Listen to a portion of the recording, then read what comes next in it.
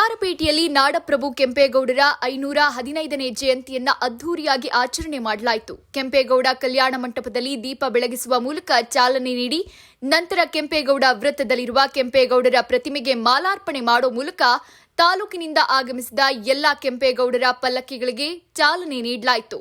ಪಲ್ಲಕ್ಕಿಗಳ ಮೆರವಣಿಗೆ ಕೆಂಪೇಗೌಡ ವೃತ್ತದಿಂದ ಆಗಮಿಸಿ ಬಂಗಾರಪೇಟೆ ಬಸ್ ನಿಲ್ದಾಣದಲ್ಲಿ ಮುಕ್ತಾಯಗೊಳ್ಳಿತು.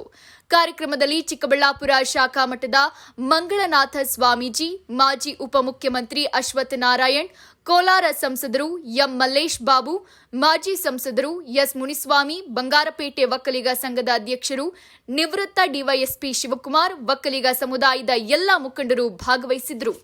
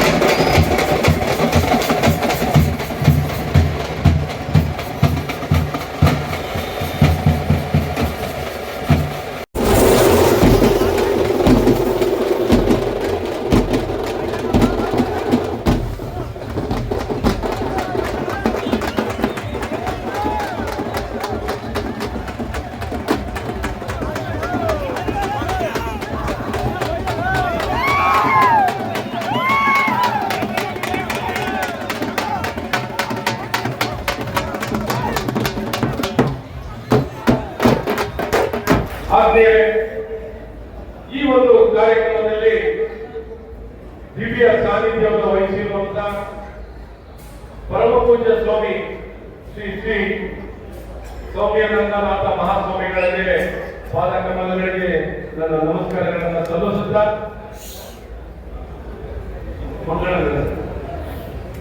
ಮಂಗಳಾನಂದನಾಥ ಮಹಾಸ್ವಾಮಿಗಳಿಗೆ ನನ್ನ ನಮಸ್ಕಾರಗಳನ್ನು ಸಲ್ಲಿಸುತ್ತಾ